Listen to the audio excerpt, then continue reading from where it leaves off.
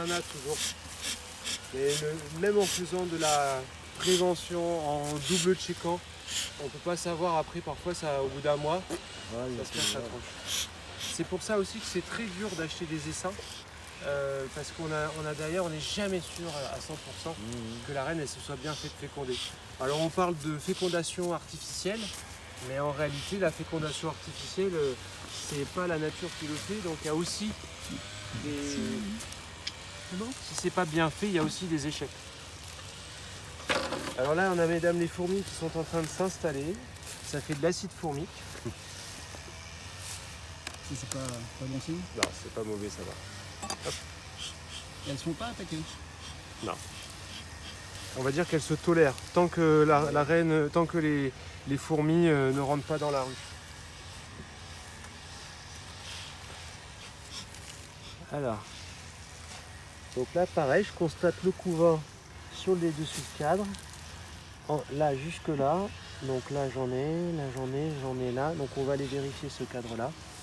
Donc on est vraiment sur un... Vous voyez comme quoi la chaleur elle détermine beaucoup. Hein. Ah bah oui. Ouais, par rapport à... Il y a moins de monde là, on dirait. Voilà, pareil. Alors vous revenez dans une semaine, ça change tout. Hein, parce que tous les cadres qui sont en train de naître là, Ouais. ça va faire du monde.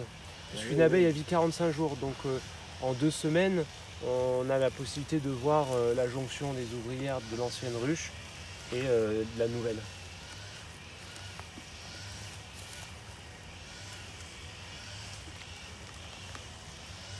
Donc ce cadre-là, c'est logique, hein, il est tout neuf.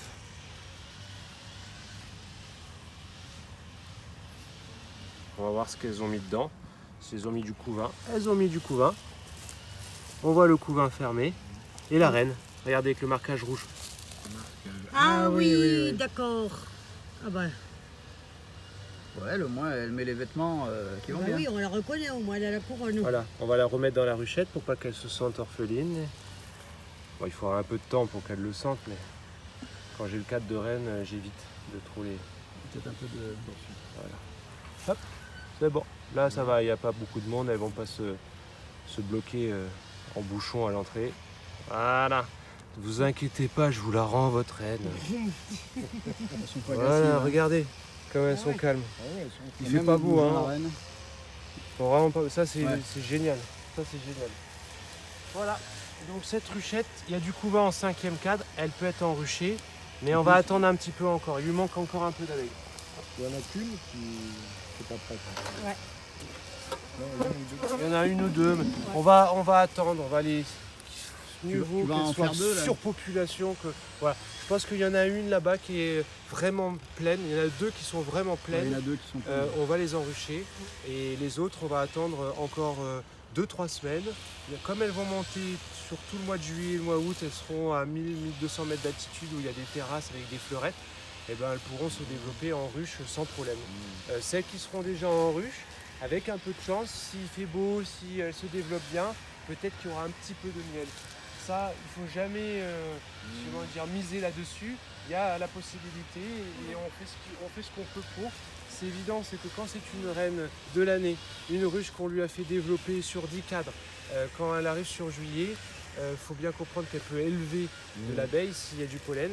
Et c'est ce qui fait que derrière, elle a suffisamment d'ouvrières pour entrer du miel. Donc pour avoir suffisamment d'ouvrières, il faut des ruches qui montent à 8 cadres, 9 cadres de couvain. Donc avant que ces ruchettes-là montent à 8 cadres de couvain, pour qu'elles puissent produire du miel, eh ben, il faut vraiment des très belles conditions. Et pour qu'il y ait des très belles conditions, c'est aussi ce qu'on cherche à faire, c'est qu'on les monte en montagne pour voilà, allonger notre saison. Si on les avait que ici, la saison elle se raccourcit en 15-20 jours, c'est fini. Voilà. Donc on va voir. Je vais le noter. Qu'elle est plutôt bien partie et qu'elle est prête. On a vu en plus la reine. Ouais. Et elle avait mis le casque. Reine vue, ok. Population, ok. Prêt. Enruchage. Et voilà. Donc on a sur le rucher, on a une ruche qui a déconné. Celle-là qui a besoin d'être renforcée. Donc je vais revenir en renforçant cette ruche-là, avec des cadres de couvain fermés, sans les abeilles qu'il y a sur les cadres.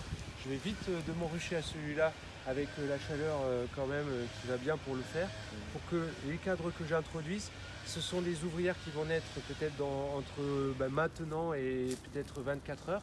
Donc ça va ramener tout de suite à la population des jeunes ouvrières qui vont aider la reine à élever de futures jeunes ouvrières, et tout dépend de ça pour un démarrage le plus populeux possible.